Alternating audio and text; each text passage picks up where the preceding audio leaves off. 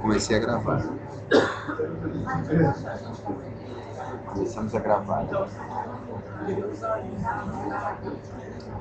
O link é...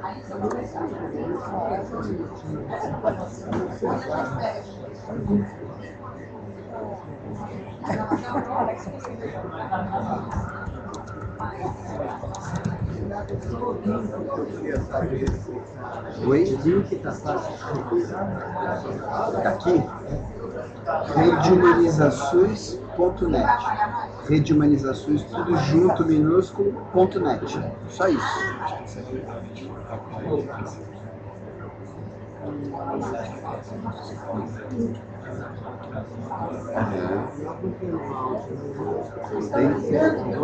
No Gogó. Então, podemos começar? Eu queria, em nome da equipe do Centro Escola, eu sou o Alex, diretor do Centro Escola, das boas-vindas a todos. Nós estamos retomando, na verdade, uma prática que a gente tem desde 2005, que são os seminários de atenção primária, e onde eu digo que esse ano é o primeiro seminário que a gente está realizando, sempre com um tema da atenção primária e sempre procurando trazer convidados especiais. Né? A gente também queria, sei que o Centro de Saúde completa agora 35 anos de existência, e nós estamos aí numa fase comemorativa da unidade. Queremos ter uma sessão no dia 29 com os convidados, a diretoria e com os convidados. A gente vai estar fazendo uma atividade aí comemorando os 35 anos do Centro de Saúde. Nossos funcionários estão de parabéns, já começando a ritual de ofertas. Outra coisa importante é que a gente, na verdade, nesses últimos anos, vem trabalhando integrado a rede Unisasus, e, portanto, assim, além das pessoas que estão aqui, a gente está transmitindo já vários seminários online através da rede, né? E o site é redehumanizasus.net. Tá? Então nós vamos ter a participação de várias pessoas à distância que vão estar colocando questões para a gente, interagindo aqui com a mesa de discussão. Outra novidade também desse seminário, quem abriu, recebeu os convites, a gente fez um folder onde a gente conta um pouco da história do Centro de Saúde e, nesse folder especial, falando um pouquinho do fórum sobre medicalização da sociedade, da educação e da sociedade, contando um pouco da história do fórum e também um pouco da história da rede, o que é a rede Imunização. Né? Além disso, a gente também conta um pouco da história, da trajetória profissional dos nossos convidados aí desse seminário. Né? Então, vocês podem dar uma olhada no folder, a gente vai ter, e a gente pretende que isso seja uma prática adotada a partir de hoje, né, desse próximo seminário. O nosso tema de hoje, né, está contando com a participação de várias pessoas da saúde, temos também pessoal da educação aqui da área regional, da região nossa e outros participantes. A gente queria agradecer a presença de vocês. O nosso tema é medicalização da educação, da saúde e da sociedade, a quem interessa e como enfrentamos a questão. Para trabalhar esse tema, né, nós convidamos a professora Adriana Marcondes Machado, aqui, ela é psicóloga, é professora do Instituto de Psicologia da Universidade de São Paulo. Convidamos também a professora Maria Aparecida Afonso Moisés, pediatra, professora titular da Faculdade de Ciências Médicas da Universidade Estadual de Campinas, Unicamp. E para coordenar o nosso debate, a Mariana Arantes Nasser, cadê a Mariana? Está aqui, que é médica sanitarista do nosso serviço. Ela coordena um programa de atenção à saúde na adolescência, que é o PASE, não é? E ela também participa do fórum como integrante e representante do Centro de Saúde. Então eu vou pedir para o pessoal já se dirigir à mesa para a gente iniciar os trabalhos. Agradecer mais uma vez a presença dos nossos debatedores e de todo mundo que está aqui. E a Mariana, então, passo para ela a coordenação dos trabalhos. Obrigado. Vamos lá? Já vamos?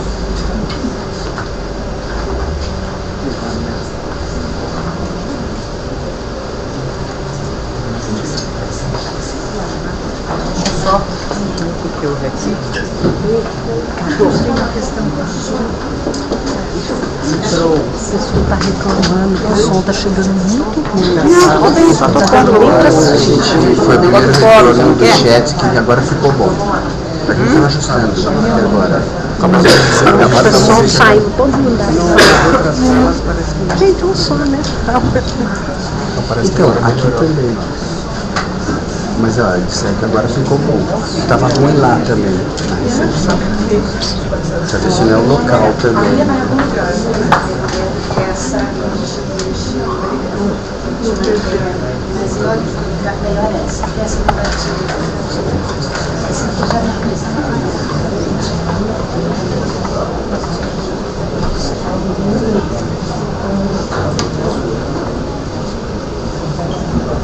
Eu tô com sono ali.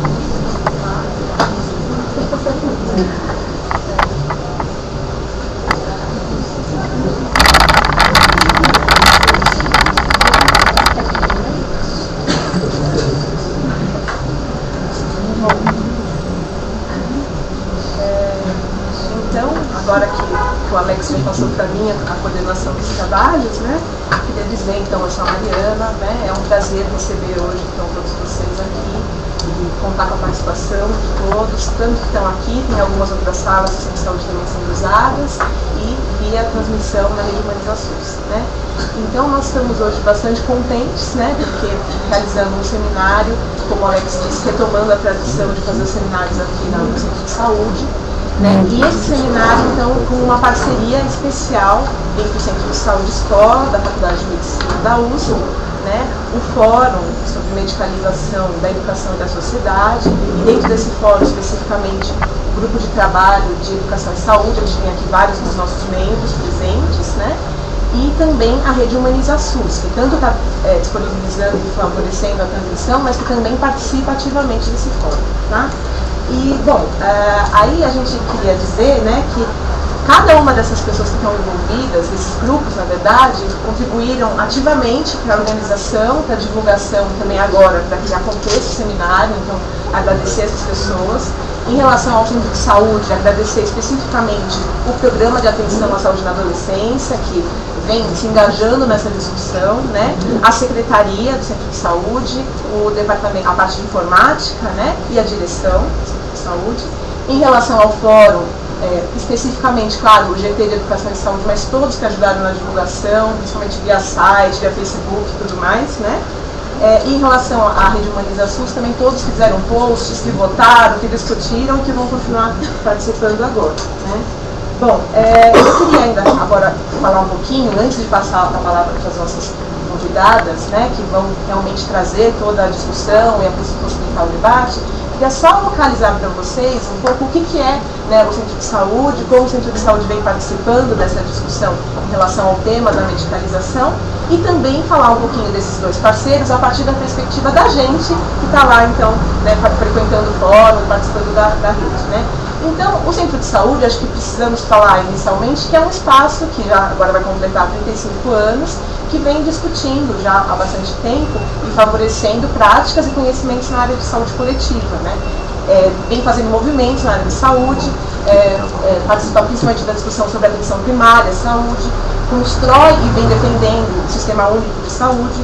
Então, são questões que acho que tem muito a ver com todo esse tema que a gente vai falar hoje, busca parcerias, né, rede, trabalhar intersetorialmente, que acho que são questões super importantes para abordar a temática que a gente vai discutir, né? E uma das coisas que também é bastante importante a gente pensar, que é uma tradição dessa casa pensar em como acolher as necessidades de saúde das pessoas, mas também que nós, de alguma maneira, produzimos essas necessidades, né? Então, que cabe a nós, profissionais de saúde, e também, claro, como nós, inclusive, estamos fazendo uma parceria e estamos chamando também os profissionais da área de educação e outras correlatas, né? Então cabe a nós, profissionais, pensar um pouquinho como que a gente vai trabalhar essas necessidades. Cabe a nós também produzir essas necessidades de alguma maneira, né? E isso tem tudo a ver com o tema da medicalização, né? Então, a maneira como a gente vai abordar as questões também, não só, então, tratando, digamos, das problemáticas, né?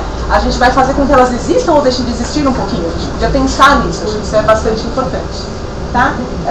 Bom, daí eu queria só falar para vocês que no ano de 2010 a gente recebeu o convite aqui no Centro de Saúde, veio a partir do Departamento de Medicina Preventiva, para que a gente participasse de um seminário, que foi o primeiro seminário internacional sobre esse tema da medicalização da educação da sociedade. E aí resolvemos que íamos, que tinha muito a ver com todo o trabalho que o Centro de Saúde vem fazendo já há muito tempo. Então todos esses 35 anos sempre isso foi um tema que teve em pauta, né, de como fazer a saúde das pessoas contribuindo para a emancipação, né, e não para medicalizar, né. E achamos que tinha bastante a ver, inclusive, com alguns dos nossos programas, especificamente o programa de saúde, de atenção à saúde na adolescência, que é o programa que eu coordeno. Então, desde então, estamos lá, desde 2010. Nesse seminário foi fundado o fórum, né? Esse fórum, que acho que é importante vocês verem, a Cida até já como boa militante já pôs aqui, né, o logo, né? Então, é um fórum que reúne pessoas ligadas a diferentes movimentos, né, e que quer, então, articular ações de pessoas e instituições para discutir esse tema da medicalização, né, e ver como, não só discutir, mas ver como que a gente consegue fazer ações que enfrentem essa problemática, né, e como que a gente consegue mudar essa lógica de alguma maneira. Então ele mistura, no fórum tem uma polaridade, digamos, mais da militância, e também tem algumas polaridades mais de discussão conceitual, né, mais acadêmicas, né. Bom, dentro desse fórum, o que eu queria trazer um destaque, já falei do GT, mas queria falar de novo uma coisinha. Então nós, dentro do fórum, se organizou de diferentes maneiras. Tem núcleos de cada região, tem grupos de trabalhos mais específicos, né? E tem esse de saúde e educação, em que a gente quer estabelecer essa interface entre essas duas áreas, pensar que só assim a gente vai poder, de alguma maneira, enfrentar essas questões. E a primeira tarefa que a gente fez depois é fazer uma recomendação, né, na verdade um conjunto de recomendações de como que os profissionais da área de educação e da área de saúde podem atuar numa outra lógica, porque senão fica assim, chega uma pessoa para a gente no serviço, né, vinda, por exemplo, com encaminhamento da escola ou por necessidade dos pais, e a tendência é reproduzir a lógica, se a gente não trabalhar o como fazer diferente. A mesma coisa, se na escola não se discutir que pode ser diferente, que existem simplesmente ferramentas, instrumentos, materiais para fazer diferente, a tendência é a gente fazer sempre igual. Né? Então é isso que a gente está fazendo. Então, para a gente, né, desse GT, do fórum, esse seminário é um evento, inclusive, importante no sentido da gente, a gente está considerando esse seminário como se fosse um marco, né, nessa construção que a gente está fazendo. Então, ano passado a gente já fez uma discussão ampla sobre isso no mini curso que a gente fez, no segundo seminário internacional sobre o tema. Agora tem esse evento. No segundo semestre a gente vai fazer uma ação mais na saúde, na educação, desculpa, essa já é o que é mais na saúde, né? Então a gente vai fazer uma ação voltada para educadores, né, uma oficina, e depois vai ter uma jornada em que aí finalmente a gente vai lançar essas recomendações, que a ideia é para que as pessoas então tenham um instrumental para agir, né? Bom, então isso era um pouquinho o que eu queria falar dessa parte do fórum, do GT. E ainda dizer que é muito importante ao nosso parceiro, que é a Rede Humaniza SUS, na transmissão desse evento, então, que possibilita que pessoas em diferentes lugares possam assistir e participar. Queria dizer também que a gente tem gente que veio de longe para assistir a gente. A gente tem, por exemplo, um grupo de Botucatu, não sei se de Campinas, né? Então tem pessoas que vieram de outras, né, outras cidades do estado, que já é super interessante, Rio de Janeiro, verdade, né? Temos até no país interestadual, né? Assim, a gente fez também um esforço esse ano, né, no seminário, de tentar reaproximar os centros que falam, digamos, que é a mesma língua, né, que estão conversando sobre atenção primária, que estão conversando sobre saúde coletiva. Então a gente buscou mais ativamente fazer essa integração, e acho que isso também a gente gostaria que ficasse para essa e para as próximas vezes, e cada vez mais próximos a gente possa conversar mais sobre esse assunto. Bom, aí eu queria dizer só mais uma coisinha, né? Então, o nosso título, né, medicalização da educação, da saúde e da sociedade. Então, já nisso dá para ver que a gente está querendo um pouco radicalizar, né? Até a saúde a gente está pensando que ela pode ser medicalizada. A gente vai trazer essa discussão. E aí, as perguntinhas que vem depois dele, a quem interessa? Então, acho que a gente, pelo menos que está aqui nessa sala, interessa discutir, já é uma das primeiras questões. A gente interessa discutir, debater, aprofundar esse debate, né? E como que a gente enfrenta? Né? Então, acho que a gente pensar também um pouquinho que, provavelmente, e se tudo contribuir como já vem contribuindo, esse seminário possa ser um momento da gente ir gerando dicas de como fazer, né? De o que a gente pode fazer para enfrentar essa questão. Acho que a gente já está num momento muito legal, muito feliz. Então, bom, é isso. Quero convidar vocês, então, para esse debate. E a gente vai começar agora com as nossas convidadas, né? A primeira vai ser a Cida, aqui do meu lado. E eu vou deixar que ela se apresente, porque ela sabe muito mais sobre ela, né, do que eu. Não controvérsias. Eu não sei se dá para apagar a luz aqui. Acho que fica melhor. Não, se eu sentar não funciona a língua. Bom, eu também preciso projetar daqui. Eu esqueci. Você não tem cabo de som, né? Cabo de som, não. Tá. Bom, eu quero inicialmente agradecer o convite da Mariana para estar aqui conversando, e até porque eu também estou comemorando que faz 35 anos que tudo começou, essa discussão. Né?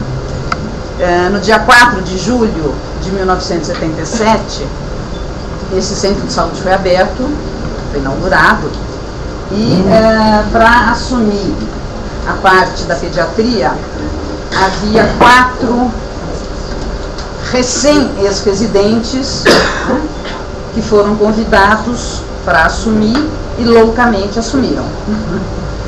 E éramos eu, o Gerson, a Maria Novaes e a Ana Cecília Subira, junto com a Marisa Lobo, mas a Marisa já era docente.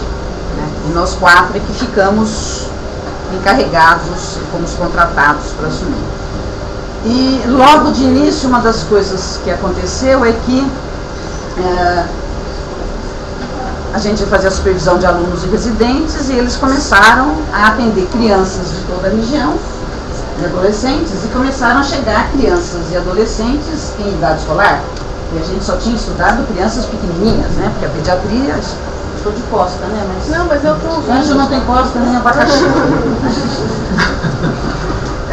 E na pediatria a gente só tinha estudado no máximo, especialmente em termos de desenvolvimento, até controle esfincteriano. Tem controle esfincteriano, põe na gaveta e tira, pronto, adulto, né? Não tem mais nada a aprender. E aí começaram a chegar crianças com 8, 9 anos e que tinham problemas na escola e que tinham... Não paravam quietas, e que a escola reclamava, e a mãe reclamava, e a gente não sabia o que fazer. E aí, como a gente era muito jovem e não tinha ainda muita amarra, né, e muito medo, nós propusemos iniciar uma coisa que a gente chamou de projeto escola, né, foi o nome que surgiu, e que era, a gente iria com os residentes de pediatria começar a trabalhar com essas crianças para eles aprenderem, e nós também, porque a gente deixou bem claro que a gente ia aprender com eles, que a gente não sabia. E foi aí que começou. Então eu queria dizer que é um prazer muito grande estar aqui, e como brincou a minha irmã, eu não sei se eu estou de volta para o começo ou de volta para o futuro, mas eu acho que é dos dois. Mas com certeza para o futuro estamos indo, né? Bom, e aí eu fiquei aqui até 85, e saí quando eu fui para a Unicamp. Então é um prazer muito grande. Tem algumas pessoas daqui que eu encontro sempre, quando tem umas greves, umas manifestações, a gente se encontra. Faz tempo que a gente não faz passeata, né? Faz tempo que a gente não enche a rua, a Avenida Paulista e a Brigadeiro, mas está na hora de fazer de novo. Mas enfim, é um prazer muito grande estar aqui conversando com vocês, especialmente para estar discutindo essas questões. É muito bom estar discutindo isto numa instituição de saúde, né? Especialmente numa instituição vinculada a uma faculdade de medicina, que é onde não há muito espaço para essas discussões. o Departamento de Pediatria da Unicamp também é membro fundador do fórum, assim como o Centro de Saúde do Cantor. E eu quero começar colocando para vocês uma frase que eu gosto muito, e eu acho que ela, se a gente se guiar por ela, talvez a gente pare de medicalizar, né? Que é uma frase da Anísia da Silveira, uma psiquiatra que é um dos marcos da psiquiatria brasileira, que realmente fundou, construiu a psiquiatria brasileira, e com grandes ensinamentos. Pena que a psiquiatria brasileira atual esteja esquecendo o pedido e o conselho dela, né? Não sei se está dando para todo mundo ler, mas o que ela disse é: não se curem além da conta. Gente curada demais é gente chata. Todo mundo tem um pouco de loucura. Vou lhes fazer um pedido: vivam a imaginação, pois ela é a nossa realidade mais profunda. Felizmente eu nunca convivi com pessoas muito ajuizadas. Eu também não, e é por isso que a gente está colocando. A Anísia da Silveira nasceu em 1905, faleceu em 1999, e é realmente um marco na psiquiatria que a gente precisa recuperar e até estar trabalhando de novo os conceitos dela e os pedidos dela. Então agora eu quero apresentar para vocês meus conflitos de interesse. Acho que a maior parte de vocês aqui já está acostumada com isso. Exige-se hoje que os médicos, nas suas falas e nas suas publicações, declarem seus conflitos de interesse. E como eu sempre digo, há de ter motivo para essa exigência, né? Então, eu não tenho conflito de interesses com a Novartis, não tenho com a Sila Janssen nem com a Shire. Não tenho conflito de interesse com nenhuma indústria, em especial as farmacêuticas. Não ganho dinheiro publicando livros, não ganho dinheiro fazendo palestras, não tenho nenhum interesse financeiro nessa discussão. Mas tenho sim esses conflitos de interesse, que eu declaro e assumo intransigentemente, né? Quando eu digo princípios, a gente não negocia, não transigimos princípios, que são um compromisso intransigente e radical, como diria o Capistrano, né? Com a ciência, com a ética e com a vida de crianças e adolescentes, mas também de homens e mulheres. E aí, entrando na questão já da medicalização, vou tentar fazer o que é chamado de medicalização, né? Nós vivemos um mundo que é permeado por desigualdades, problemas coletivos de ordem política, sociais e culturais, que são frutos gerados pelas desigualdades de inserção social, de etnia e de gênero, principalmente, mas todas as desigualdades. São as políticas sociais e culturais que geram e perpetuam as desigualdades, geram e perpetuam estes problemas que são coletivos, não são individuais.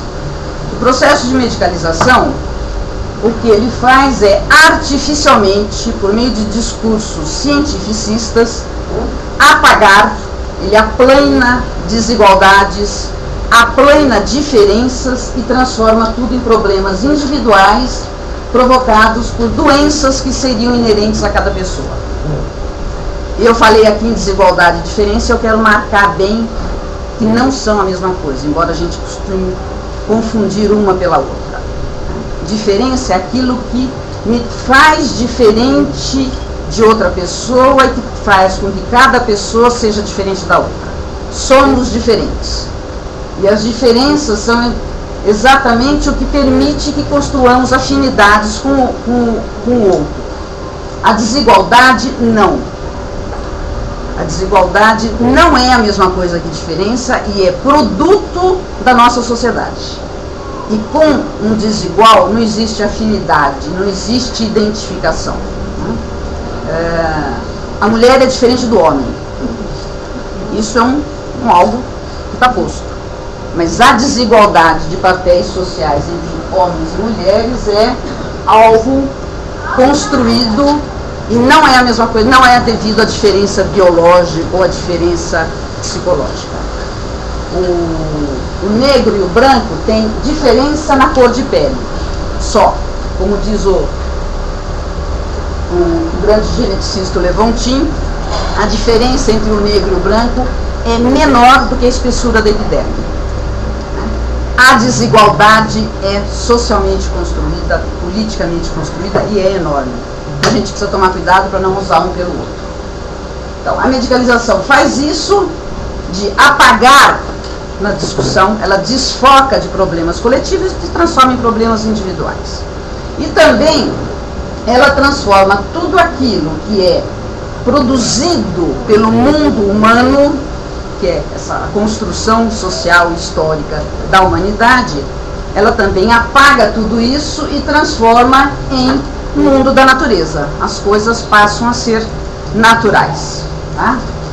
É natural que seja assim, é natural que exista pobreza, é natural que no mundo da natureza tudo vai sendo apagado. Esse processo de medicalização na nossa sociedade é muito antigo, aliás, em todas as sociedades ocidentais, mas na nossa especificamente, ela assume alguns caráteres ideológicos muito importantes no decorrer dos últimos 200 anos. Né? De início, a grande marca da medicalização vai ser o racismo, dizendo que o Brasil é um país subdesenvolvido, porque o povo brasileiro é um povo mestiço, degenerado, portanto inferior. A educação vai mal no Brasil porque o povo mestiço, degenerado. A economia vai mal porque somos um povo degenerado. Né? A saúde não vai bem porque o mestiço tem uma saúde inferior. Então essa é uma marca muito inicial da nossa sociedade, que é a marca do racismo, embora digam que não somos racistas. Né? Como diz a Lilian Schwartz, para um povo mestiço, o racismo teria que ser envergonhado. Então a gente se diz não racista, sendo muito racista. Né? Depois, sem que desapareça o racismo, porque a ideologia dos preconceitos nunca desaparece, né? Mas vai ser como cebola, aparece uma casca por cima, em que ele também tem, o nosso povo tem o estereótipo do Jeca Tatu. Então nada funciona nesse país, porque é um povo desnutrido, com verminose, com malária, além de negros, mestiços. Né? E aqui só para marcar muito uma questão, que a Mariana já chamou atenção, podemos medicalizar problemas de saúde e medicalizamos sim. Né? Acho que um dos grandes exemplos é a desnutrição. A desnutrição não é um problema de origem médica e não tem solução na medicina. A medicina tem algo a fazer com a desnutrição quando é uma desnutrição grave. Aquela em que, se você não internar e entrar com uma terapêutica intervencionista muito rápida, morre. E aí a gente consegue transformar essa desnutrição de terceiro grau e melhorar para ela chegar em desnutrição moderada. E aí ele vai para casa, onde continua sobrando o dia no salário. Portanto, ele continua passando fome e ele volta a piorar da desnutrição.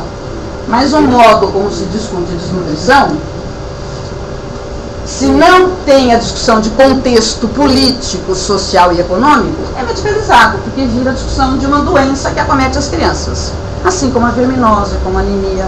Então, doenças socialmente determinadas podem ser intensamente medicalizadas e são cada vez mais. Eu brinco com os meus alunos que as minhas aulas na medicina todas começavam, quase todas, com uma frase chavão quando o professor entrava na sala de aula, que é: para isso que vamos discutir, o social é o mais importante. Isto posto, vamos ao que interessa. Guardo o social na gaveta e dá aula da fisiopatologia. Hoje não tem mais o preâmbulo. Nem o preâmbulo tem. E esse histórico da medicalização, hoje a gente tem um outro ideário, né? Também ideológico, preconceituoso, mas que envolve algo mais, né? Alguns interesses financeiros muito fortes, que é esse processo de dizer que as pessoas que não fazem aquilo que alguém disse que elas deveriam fazer do jeito que essa pessoa disse que deveria fazer, só podem ter uma doença neurológica, no máximo neuropsiquiátrica. E aí a onda da dislexia, do TDAH, do TOD. O TOD é mais novo, não sei se todos conhecem, é transtorno de oposição desafiadora. E eu brinco que eis aqui 3 espécies, e aqui outra, e aqui vários outros. Todos TOD. Ninguém é Nescau aqui. Só para dar uma ideia de que tempos estamos vivendo, está para sair o DSM-5, não sei se todo mundo está acompanhando essa discussão, que duplica o número de transtornos, e o que tem provocado grande reação é o que define que, se você perder uma pessoa muito querida, tá bom, a gente aceita que você fique triste até 14 dias. No 15º dia não é mais luto, é depressão e tem que ser medicado. É disso que estamos falando. Este processo de medicalização, ele naturaliza todos os processos humanos. E uma das coisas que ele mais naturaliza são exatamente os direitos humanos. Os direitos não fazem parte do mundo da natureza. Eles fazem parte do mundo humano, do mundo da nossa sociedade. É uma conquista da nossa sociedade, longamente, sofridamente, duramente conquistada, pela qual muita gente morreu, tá? E ao naturalizar, no mundo da natureza não tem direitos. A lebre, ela não pode dizer para o seu lobo que ela tem o direito de tomar água. O único direito que ela tem é de tentar correr mais depressa, né? O que não é bem um direito. Então, o que essa naturalização e a medicalização fazem é jogar os direitos na lata do lixo. E é o que a gente está assistindo. E só para mostrar um pouco mais claramente o que eu estou querendo dizer, junto com os direitos, uma grande conquista da nossa sociedade foi o direito de todos aprenderem. Tá? Inclusive explicitado no Estatuto da Criança e do Adolescente, junto de outros direitos, que toda criança e adolescente tem o direito de aprender. Tá? Acho que um caso assim, emblemático é de acho que muitos de vocês devem ter visto, esse ano saiu com grande alarde na imprensa uma jovem com síndrome de Down que se formou em jornalismo. E ela se formou em jornalismo apenas porque há uns 30, 40 anos, enquanto a medicina, a psicologia e a educação diziam que gente com síndrome de Down não era muito gente e não conseguia aprender nada, os pais dessas crianças lutaram para que eles tivessem o direito de aprender. Ponto. Só isso. Ou tudo isso. Né? Era a luta pelo direito de aprender. E eles conquistaram. Hoje ninguém discute que uma criança com síndrome de Down aprende, né? Como todas as outras, de modos diferentes, tempos diferentes, mas aprende. Né? E é graças a isso que hoje a gente tem jovens com síndrome de Down terminando a faculdade. Em contraste com isso, nesse mesmo ano, a gente vive uma situação em que o grande direito que se apregoa para as pessoas que sofrem de transtornos é o direito de não ser reprovado. Direito de não ser reprovado é antidireito. Porque se eu não posso ser reprovado, eu não posso ser avaliado, de fato. Se eu não posso ser avaliado, eu não preciso aprender. Se eu não preciso aprender, ninguém precisa me ensinar. Portanto, eu não tenho o direito de aprender. Esse direito, esse antidireito que desapropria os jovens e as crianças do direito de aprender, começou no ensino fundamental e hoje ele se espalhou para todos os níveis de ensino, inclusive para o ensino superior. Alguns jovens têm prestado vestibular em universidades públicas com o direito de não ser reprovado e tendo condições especiais no vestibular. Não sei se todos viram que o INEP definiu entre as pessoas, as deficiências e transtornos que têm direito a um exame diferenciado no Enem, que é o que é usado para vestibular em todas as federais. Ele incluiu, além da cegueira, da surdez, dislexia e TDAH, que significa para essas pessoas 1 hora a mais de prova, ledor e transcritor, numa situação isolada, a prova é feita numa sala isolada para ele não desfocar, e o que eu queria muito saber o que é correção da prova de acordo com as características linguísticas da dislexia. Precisam dizer o que é isso. Mas, de todo modo, eu também quero saber se o juiz que dá essa liminar, ou o presidente do INEP que assina essa portaria, vai querer morar num prédio construído por um engenheiro que, desde o da pré-escola, jamais pôde ser reprovado, portanto, jamais precisou aprender e jamais ninguém ensinou. Ou se ele quer que a filha dele, ou ele mesmo, sejam atendidos no pronto-socorro por um médico que também não podia ser reprovado, e vai ter 25% de tempo a mais para pensar no que vai fazer, e vai precisar ficar numa salinha sem nenhum estímulo para não se distrair. Veja, eu não estou dizendo que pessoas com desatenção, ou pelo menos corrigindo, as pessoas que não prestam atenção naquilo que se quer, que sempre está prestando atenção em outra coisa, não aprendem. Pelo contrário, estou dizendo que a gente tem que lutar pelo direito de aprender, e não isso que está sendo construído.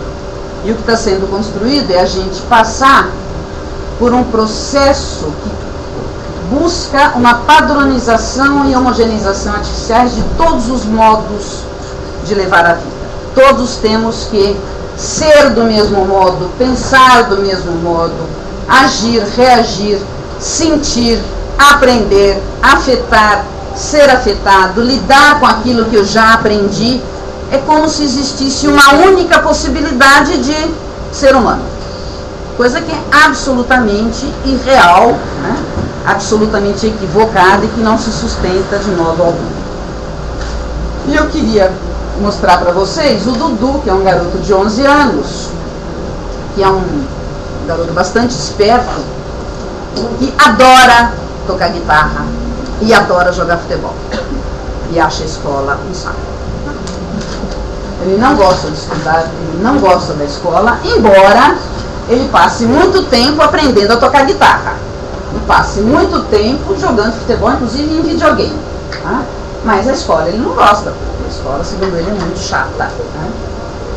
E o Dudu, por exigência da escola e de tanto falarem com os pais dele, foi levado a um neurologista que diagnosticou TDAH nele e prescreveu Ritalina. E o Dudu, com a Ritalina, não jogava mais futebol e não tocava mais guitarra. E continuava achando a escola um saco. E não estudava. Mas continuava tomando remédio. E não aprendendo mais, porque ele não estudava, porque a escola era muito chata. Até que o Dudu teve 3, conforme diziam os pais dele, 3 apagões. Que foi, Dudu desmaiou e foi levado ao pronto-socorro e ficou um bom tempo desmaiado.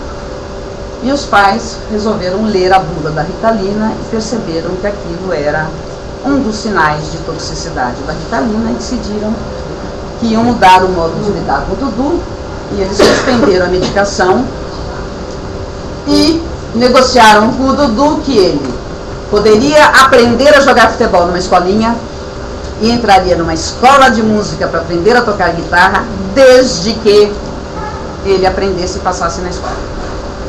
O Dudu acha a escola um saco, mas como ele quer muito ser guitarrista e jogador de futebol, e a condição é, ele precisa passar de ano, ele acha a escola um saco, mas ele estuda e está passando de ano, e está jogando futebol e tocando guitarra. O que eu queria mostrar para vocês é que é um caminho sem saída, não há linha de fuga possível. A criança que incomoda é encaminhada, ela sai sim com um diagnóstico que é um rótulo, ela incorpora esse rótulo e ela se torna uma criança doente. Não tem saída nesse túnel. que aliás me disseram que parece um intestino. Eu não podia perder, disseram. Não era a ideia. Mas enfim, e olhando assim grande parece mais ainda uma colonoscopia. Sai pior que só tem uma saída, é sair pior. Ou como diria a Retalina. Enfim, entrou nessa máquina de moer gente, sai salsicha, não tem outra. Vai sair com o mesmo rótulo, com a mesma etiqueta na testa. Varia só se é dislexia, se é TDAH, se é TOD, mas são variantes da mesma coisa, e todos com a prescrição de um psicotrópico com toxicidade extremamente séria, especialmente em criança. E o que acontece de muito grave é que a criança adoece sim, porque ela incorpora esse rótulo que foi colocado para ela. O Dudu é um caso exemplar de como uma criança consegue escapar, graças ao fato de que os pais perceberam que ele não melhorava na escola e também que ele estava piorando de todo o resto. Quer dizer, tinha uma disponibilidade dos pais que ainda não haviam sido capturados por esse processo de medicalização. Mas o Felipe, por exemplo, não escapou. O Felipe é um garoto de 9 anos que foi encaminhado pela escola porque havia sido reprovado 2 anos. Ele ainda estava na primeira série. Felipe não queria entrar na consulta de modo algum, foi uma consulta comigo, e ele entrou no consultório arrastado pela mãe, literalmente arrastado, e a mãe pegou e botou ele sentado, ele olhou para mim assim, com muito medo, e perguntou se eu vou ficar internado. E eu disse, por quê? Porque eu não sei ler. Vejam, isto é a introjeção de uma incapacidade, e uma incapacidade por uma doença. Uma incapacidade que ele não tem, e uma doença que não só ele não tem, mas nunca ninguém provou que existe. O Felipe, além de tudo, durante a avaliação, que foram algumas consultas, leu material que tinha no consultório. Leu e escreveu. E ele chorou muito quando ele, de repente, se viu lendo. E quando ele saiu, ele disse para mim, eu pensava que para aprender a ler precisava ficar internado. O Felipe incorporou totalmente, de volta à colonoscopia, é uma criança adoecida. Isso é uma criança adoece, a escola adoece, a família adoece, a sociedade é doente. E aí esta sociedade produz outra criança que incomoda, e esse círculo vai indo em escala amplificada cada vez maior, cada vez mais e mais crianças que incomodam e que entram nesse túnel que só tem uma saída. E esse processo, o que ele faz é fundamentalmente silenciar e ocultar tudo aquilo que faz parte da vida. Os conflitos, os questionamentos, o pensamento divergente, os sonhos, as utopias, desejos, sofrimentos. Tudo é silenciado e ocultado. E eu queria que vocês prestassem atenção no que é que está sendo, quer dizer, quem é que incomoda? Qual é a criança que incomoda? É o que questiona. E é o que divaga. É o que sonha. Questionamento e divagar, sonhar, são fundamentais e foram fundamentais na história da humanidade para mudar até onde estamos. Só estamos numa sociedade constituída deste modo porque muita gente questionou e muita gente sonhou por um futuro diferente. Este centro de saúde só existe porque muita gente questionou o modo de ensinar que tinha na faculdade de medicina da USP. E ele foi um sofrimento e um conflito criar esse centro de saúde. Mas ele só existiu por isso. Se eu silencio questionamentos e sonhos, eu impossibilito a possibilidade de futuros diferentes, né? Ficou meio leonástico, mas... E também é silenciado todo conflito e sofrimento.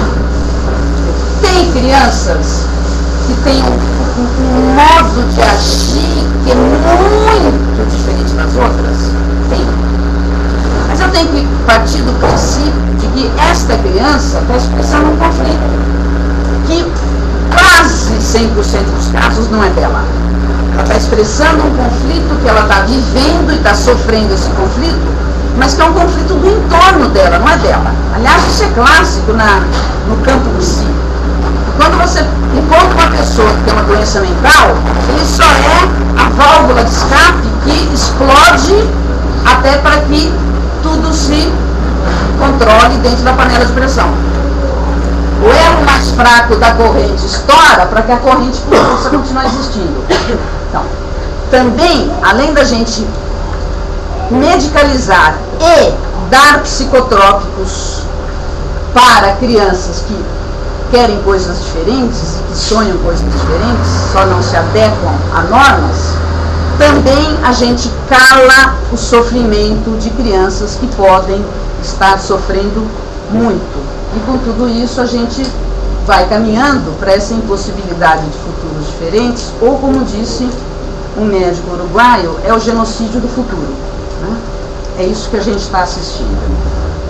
E eu quero mostrar para vocês a Gabi, de 11 anos, que é uma garota que eu atendi há pouco tempo no centro de saúde. E a Gabi foi encaminhada pelo juiz de crianças, não é de menores, né? Porque a Gabi havia sido tirada da família pela justiça, pelo judiciário, e ela estava num abrigo judiciário, porque se descobriu que desde os 5 anos ela era abusada sexualmente pelo pai quase todas as noites. Tá? A Gabi era acompanhada no serviço de saúde desde que nasceu, com um acompanhamento regular, periódico, fazendo tudo aquilo que a gente preconiza que faz. Tá? Aos 6 anos, a Gabi começou a mudar um comportamento esquisito. Ela começou a brigar na escola. Ela batia nos amiguinhos na escola. Ela respondia. Ela chorava. Ela tinha crises de violência. E aos 6 anos, ela foi encaminhada pelo serviço de saúde para um psiquiatra, para o CAPSI, onde foi diagnosticado que a Gabi tinha um problema de déficit de atenção e de agressividade. E foi prescrito risperidona e Ritalina.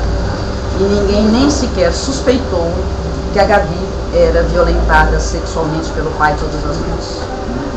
Porque é isso que acontece. Cada vez mais, quando a gente não tem tempo e disponibilidade para ouvir e olhar as pessoas, mas está disposta a botar carimbos e receitar psicotrópicos, a Gabi é um caso como inúmeros outros que recebem um diagnóstico de que ele é o problema, tudo está funcionando maravilhosamente, e aí a partir disso, durante 5 anos, ela passou a ser violentada toda noite sem gritar, porque ela estava dopada. Nós estamos falando de um processo de mercantilização da vida, uma sociedade que nos quer cada vez mais competitivos, mais produtivistas, não é produtivos, é produtivistas, cada vez mais regulados pelo mercado. É uma sociedade que tenta, que faz, né? Que faz exame em crianças de 6 anos para ver se pode entrar na escola. É uma sociedade que faz a famosa provinha Brasil em crianças com 7 anos ou 8 anos. Né? Uma prova que vai definir como é que está a vida dela. Uma sociedade que tenta regular, que você recebeu uma ligação à noite, caracteriza a hora extra. Vejam, quer dizer, se tenta regular, está acontecendo muito. E uma sociedade em que a nossa formação, a nossa cabeça, tudo é regulado pelo e para o mercado. Eu acho que aqui nessa casa tem uma discussão muito sólida, teoricamente, que é a tese da Lilia, que é Educação Médica e Capitalismo, mostrando como a medicina e a educação médica, ao invés de influírem no mundo do trabalho, eu estou falando do mundo do trabalho, ela é regulada pelo mercado. Pois acontece ao contrário. Eu queria dizer que aqueles 43 minutos está contando o seu também.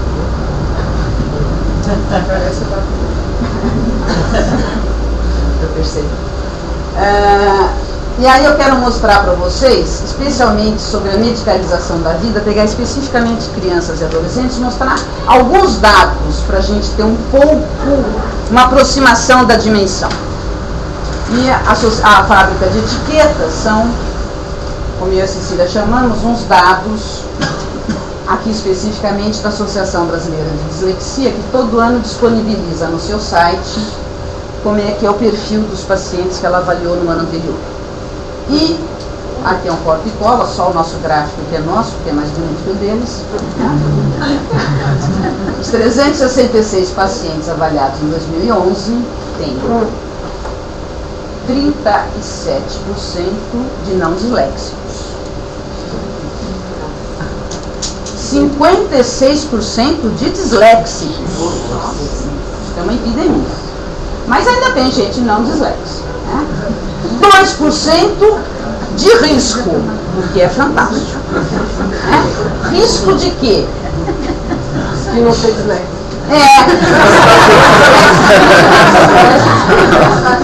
E 5% sem dificuldades. Esse é o dado que eles divulgam tranquilamente, mas vamos olhar um pouquinho esse gráfico com mais detalhe. Vamos tirar e vamos olhar quem é não disléxico. O que é isso? Porque é um diagnóstico estranho, né? Não disléxico. Você não hipertensa. Então vamos lá. Quem são os 152 pacientes sem dislexia?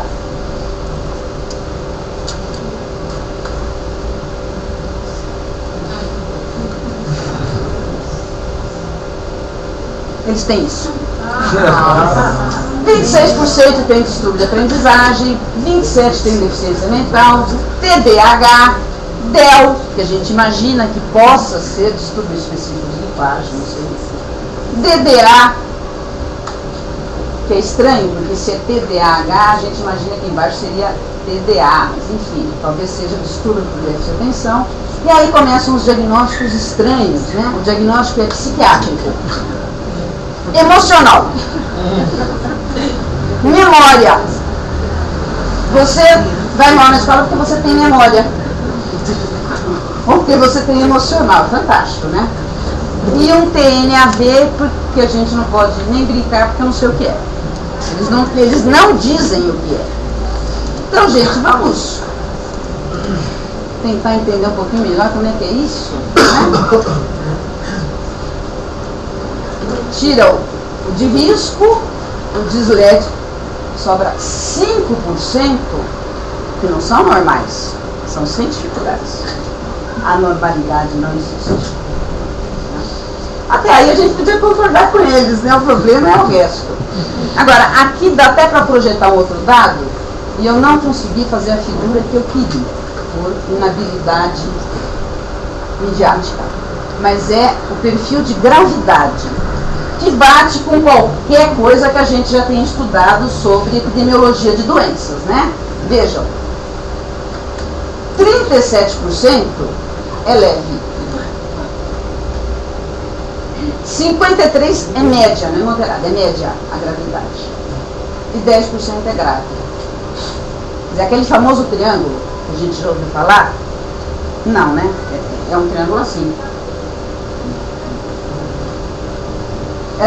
Uma das coisas que eles argumentam para justificar esses dados, respondendo para todos nós que criticamos, é que a porcentagem de diagnósticos é tão alta porque os professores já sabem encaminhar, sabem diagnosticar e encaminham. O levantamento que a gente faz, por exemplo, em pronto-socorro de pediatria, encaminhamentos feitos por pediatras por suspeita de pneumonia, não confirma nessa frequência. Nada confirma. Eu estou falando médico encaminhando para médico, pediatra para pediatra, não confirma. Encaminhamento por suspeita de síndrome de Down não confirma, não sobra 5%. Quer dizer, é caso único na epidemiologia, por isso que a gente chama de uma fábrica de etiquetas, né? E aí, o outro indicador que eu queria mostrar para vocês é da medicalização da vida de crianças e adolescentes, é sobre a venda de metilfenidato. O Brasil tem um padrão que em 2000 vendia 71 mil caixas de metilfenidato, em 2010 vendeu 2 milhões. É o segundo maior consumo no mundo, só perde para os Estados Unidos. Tá? Esses dados aqui são em caixas e se referem exclusivamente à venda em farmácia particular. Farmácia de manipulação não entra, e compra por secretarias de saúde também não entra nessa conta. A secretaria, os dados, as compras de órgãos públicos é muito interessante, porque como são dados muito transparentes, a gente não consegue enxergar. Né? Eu sempre digo que eu não quero transparência de dados, eu quero visibilidade.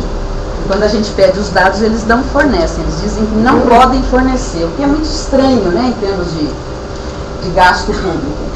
Atualmente a gente tem conseguido alguns dados através de ofícios protocolados por parlamentares. Então, no estado de São Paulo, um levantamento ainda parcial, porque não são todas as prefeituras que responderam, mas das 200 e poucas que responderam até agora, 60% responderam que compram e dispensam o metilfenidato nas unidades de saúde. E na rede pública de São Paulo, entre esses 200 e poucos que responderam, subiu de 43 mil comprimidos em 2005 para 703 mil em 2010, e em 2011 a coluna é dividida na metade, porque os dados eram só de primeiro semestre. Mas como tudo vai aumentando, no mínimo é igual. Significa que, no mínimo, em 2011 foram 1.156.000 comprimidos em 2011 contra 43 em 2005. Em Campinas, o dado sobe de 3.880 em 2005 para 83.000 em 2011. Um outro indicador para a gente ver essa medicalização da vida é uma invasão por projetos de lei. São projetos de lei que tem em todas as casas legislativas do Brasil, no Congresso tem todas, né? Congresso Nacional tem Senado e Câmara, vários projetos de lei absolutamente iguais, entrando por parlamentares de todos os partidos, são sempre o mesmo projeto, ele é suprapartidário, entra no federal, entra nas assembleias legislativas do Estado e entra nos municípios, tá? E são fundamentalmente 3 tipos de projetos de lei. O primeiro é o que cria programa para identificar e tratar dislexia e TDAH na rede pública por profissionais chancelados pela associação, lógico, pagos com dinheiro da educação. Só lembrando, né, gente, uma luta e uma conquista da pediatria e da saúde coletiva tirar profissionais de saúde de dentro da escola. Não é lá que eles devem atuar. Um dos princípios do SUS é a não duplicação de recursos. Então, no mínimo, para a gente começar a discutir, tinha que ser na rede de saúde. Mas na rede de saúde tem supervisão, né? Não é bom. É como o dentista. O dentista na escola arrancava dente, no centro de saúde não. Ele tratava, né? Porque tem supervisão. O outro tipo de projeto é uma avaliação diferenciada para pessoas com dislexia e TDAH em exame de ingresso em universidades públicas e concurso para cargo público, que já está correndo por liminares. E o terceiro é a distribuição de medicamentos pelo SUS para o tratamento de TDAH. Tem um quarto tipo de projeto de lei que eles tiraram de circulação, porque a gente fez muita, não foi nem crítica, né? A gente deu muita risada, porque era um projeto na Câmara de Deputados, de um deputado federal chamado Marcondes Gadelha, que estabelecia que dislexia existe o legislativo reconhecia a existência de dislexia e dizia como ela devia ser identificada e tratada. E a gente brincou muito que era a primeira doença definida por lei, né? E aí os deputados acho que ouviram falar e perceberam, aí tiraram e agora entrou de outro modo. Só para vocês terem uma ideia, esses clones cerebrais, os grandes é onde já foi aprovado, e os pequenos é onde ainda está em tramitação, e onde não tem nenhum clone não é porque não tem, é porque não tem no site da Assembleia Legislativa. Tá? Então, nesse quadro, partindo de alguns pressupostos de que saúde não é mercadoria, medicina não é mercado e educação não é mercadoria, é que, como disse a Mariana, se constituiu o Fórum sobre Medicalização da Educação e da Sociedade, que fez vários eventos, começou em 2009 um seminário na Câmara, exatamente por conta de um projeto de lei. Em 2010 teve o primeiro seminário internacional, 2011 o segundo. Em 2012 teve o primeiro simpósio internacional na Bahia, está tendo este evento aqui, e em 2013 terá o terceiro internacional em julho. Né? E só frisando que a vida não é mercadoria. Esse é o grande princípio que nos rege. E exatamente porque a vida não é mercadoria, é que eu queria lembrar com vocês o que é ser criança. Ser criança é teimar, resistir, não obedecer, questionar, tentar levar as regras ao limite do impossível, tentar quebrar regras, mudar. É dar gargalhada, começar a chorar imediatamente e cair de novo na gargalhada. É se encher de brigadeiro e querer mais brigadeiro. É aprender num modo e numa velocidade que não damos conta de acompanhar. Cada um de um modo diferente, cada um de jeitos diferentes, em tempos diferentes. Alguns com muita facilidade, outros com muita dificuldade. Mas todos podendo aprender. Toda criança e toda pessoa é capaz de aprender. E é capaz de viver em sociedade. Eu esqueci de falar da medicalização das políticas públicas, a repassar dinheiro para as comunidades terapêuticas, né? E a internação compulsória de pessoas drogaditas. Que também está na mesma linha da medicalização e da destruição da reforma sanitária e do SUS. Então, para essas crianças e essas pessoas, uma sociedade que cada um é de um jeito, com necessidades e possibilidades diferentes, o que a gente precisa é de uma sociedade que nos acolha nas diferenças e atenda às nossas necessidades. Mas nós temos uma sociedade, estamos construindo, que nos quer cada vez mais padronizados, homogeneizados, sem questionar, e aqueles que não se submetem espontaneamente estão sendo quimicamente assujeitados. E quem é que está sendo quimicamente assujeitado? É um menino maluquinho, que a gente achava que era uma gracinha, mas não é, né, gente? Com certeza ele tem TDAH. A Mafalda, que a gente adorava, não. Desculpe, mas ela tem TOD. Né? O Chaveco, já me disseram que eu entrego a minha idade para o Chaveco.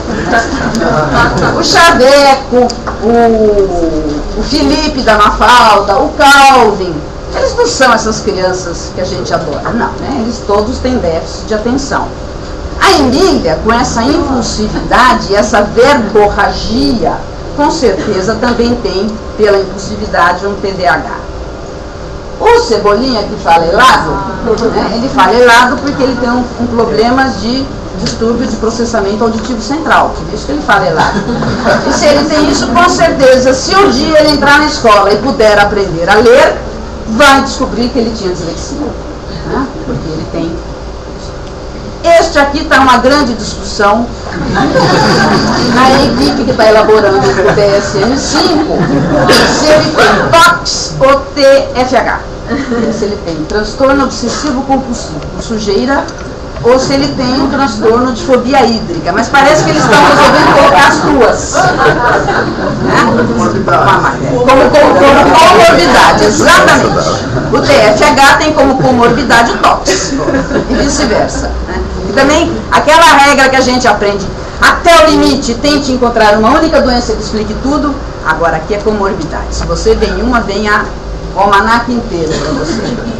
E as crianças reais, as crianças que sofrem os conflitos e, aqui eu queria de novo lembrar, especialmente as crianças que sofrem violência. Os levantamentos são assustadores de como as crianças vítimas de violência não se diagnosticam nem se suspeita da violência e é diagnosticado um transtorno nela. E ainda mais cruel é o caso, por exemplo, do Pedro ou do Miguel ou de todos os outros que são crianças que já se sabe que sofreram a violência, que judicialmente foram retirados da família, estão em abrigos judiciais pela violência que sofriam e no abrigo, geralmente por exigência da escola ou de um profissional do abrigo, são levados para os CAPs e lá é diagnosticado que eles têm um transtorno. Lógico, ele é que entrava na frente da mão do pai para apanhar. O pai não tinha culpa, né? Ele é que era muito hiperativo e o pai não conseguia saber onde ele ia estar no instante seguinte. Deve ser algo assim. Veja, não é medicar a criança para que ela suporte o sofrimento e consiga até enfrentar uma terapia super. Não é isso. Nada existiu. Ele tem um transtorno de hiperatividade. Ele tem um transtorno de agressividade. E aí, para encerrar, eu queria dizer que a gente sempre na vida tem momentos em que a gente precisa fazer opções. Ou a gente se deixa cooptar, e a gente se deixa cooptar. Ou a gente opta em ficar do lado da vida e do lado das crianças que, por exemplo, querem saber o que tem embaixo daquela roupinha, o que tem aquilo ali, né? Que são imprevisíveis, irregulares, né? E que porque não tomam Ritalina e porque são normais e arteiras, dançam de pequena sereia e até conseguem fazer isto, por exemplo, que é essa pirueta de rabo de sereia. Com Ritalina na cabeça não dá para fazer essa roda, essa pirueta, e também não dá para fazer isso de forma calma, como preconiza o Snap 4. Então, de forma calma não dá para brincar e não dá para ser feliz, tá? Gente, obrigada.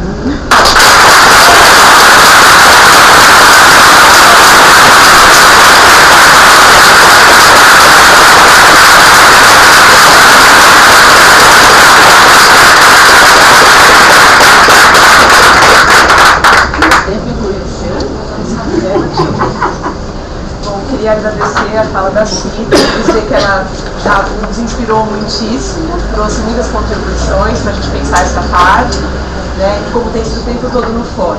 E agora... Eu só não falei que nesse site aí, www.medicalizacal.com.br, é o site do fórum, onde vocês podem assinar o manifesto e aderir ao fórum, participar do fórum e entrar nesse movimento. E o fórum também tem um Facebook, que é bastante ágil e está sendo alimentado em tempo real. Com vocês. No folheto que vocês receberam também tem informações sobre o fórum, sobre o manifesto, sobre o site. Bom, agora queria passar a palavra para a Adriana, né, agradecer a sua ajuda. Bom, então, boa tarde. Queria agradecer bastante a Mariana, ela foi bastante paciente com a gente, porque tem muitas conversas para a gente conseguir estar aqui, né? E o convite para eu participar dessa discussão, eu vou estar me apresentando aqui durante o texto, ele mudou muito durante esse último ano. E essas mudanças que aconteceram me lembrou uma brincadeira cuja estrutura eu vou usar nessa fala. Né? Nós, paulistanos, a gente é muito criativo para inventar brincadeira com criança no carro por conta do trânsito. Então, nessa brincadeira, uma pessoa fala uma palavra e o outro deve repetir essa palavra e dizer uma outra palavra que essa primeira palavra lhe lembra. Então, vou mostrar uma pequena sequência com 9 palavras, que outro dia foi vivida. Banana, banana lembra magia, magia lembra mágico. Mágico, um outro fala que lembra palhaço. Palhaço me lembra aço, aço me lembra ferro. Ferro me lembra trem. Acho que eu pulei uma. Bom, vamos ver aqui. Maçã lembra bruxa, bruxa lembra magia, magia lembra mágica. Então tinha a bruxa aí no meio. Podia ser com a bruxa. Bom, e assim vai. Algumas lembranças conectam coisas inéditas que a gente não esperava, como palhaço com aço, né? Outras não, são mais esperadas. Depois de umas 30 palavras, temos que voltar ao percurso. Falei 9. Havia terminado com trem. A volta seria trem, ferro, aço, palhaço, mágico, magia, bruxa, maçã, pera e banana. É uma brincadeira boa pra gente que tá nos 50. Pra treinar a memória e aguentar